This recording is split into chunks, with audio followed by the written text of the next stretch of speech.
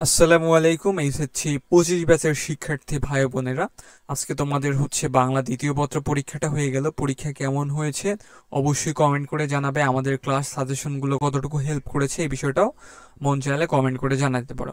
So আজকে আমরা হচ্ছে ইংরেজি প্রথম পত্রের ফাইনাল একটা সাজেশন দিয়ে দিব। হোপ বাংলা সেকেন্ড পেপারের মতো ফার্স্ট পেপারের মতো তোমরা ইংরেজি থেকেও তোমরা হচ্ছে সবকিছু কমন পেয়ে যাবে ইনশাল্লাহ। তো সিন প্যাসেজ থেকে তোমাদের হচ্ছে অ্যান্সারিং কোশ্চেন থাকবে আর এমসিকিউ থাকবে। আর তোমাদের হচ্ছে টোটাল 3টা প্যাসেজ থাকে। একটা প্যাসেজ থেকে ফ্লোচার্ট, একটা থেকে সামারি, আর একটা থেকে হচ্ছে এই অ্যান্সারিং কোশ্চেন আর এমসিকিউ।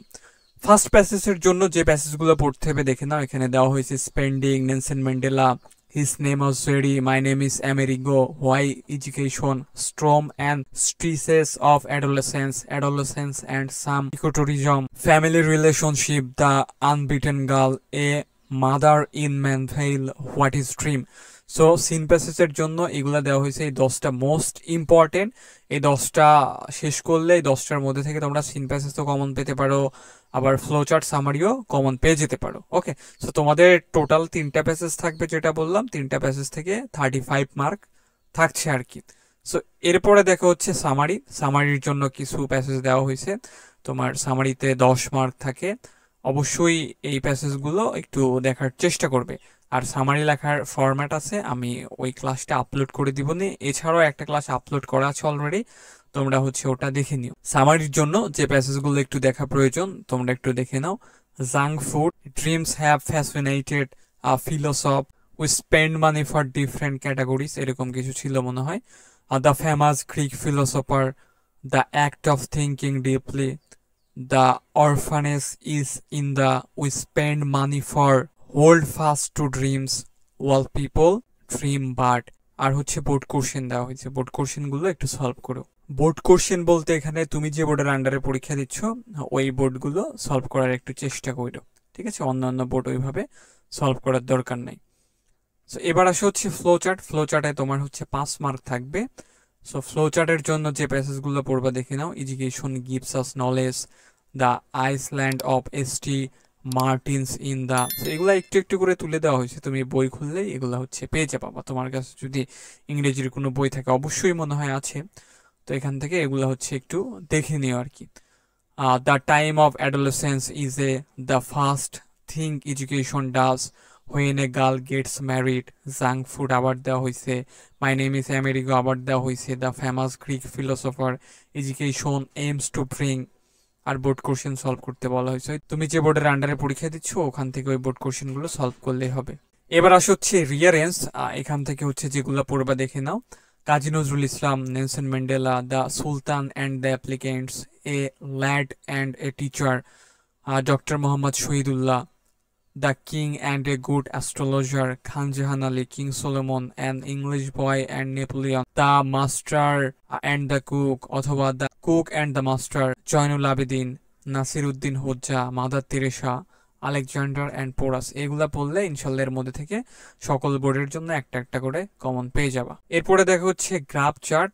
গ্রাফ আর পাই চার্টের সাজেশন দেওয়া হয়েছে। এখানে দেওয়া হয়েছে choice of profession by different educated people, literature rate of Bangladesh, mobile phone, internet, social media user in Bangladesh, road accident in the recent years, the time allocation of student daily activities, family income into different categories, source of air pollution in a city, এগুলো হচ্ছে pie chart, the percentage of types of transportation used by the student বা travelers, passing rate of the student, people living below the poverty line, student time spending on virus activities।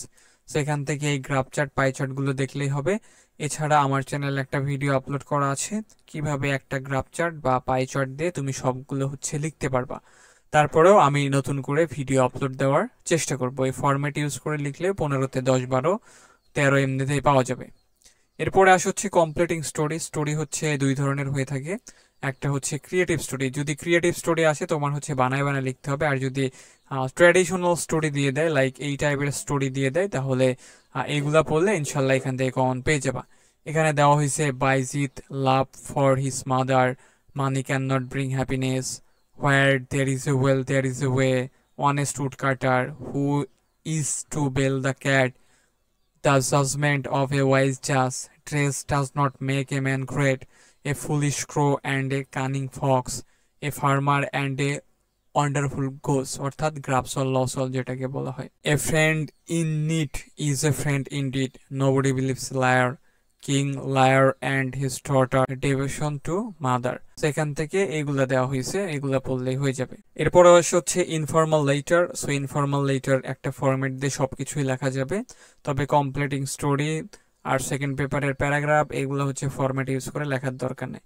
তুমি চাইলে graph chart, pie chart, তুমি চাইলে summary, তুমি চাইলে এরকম letter, email format use করে লিখতে পারবা, ভালোই মার্ক পাওয়া যায়।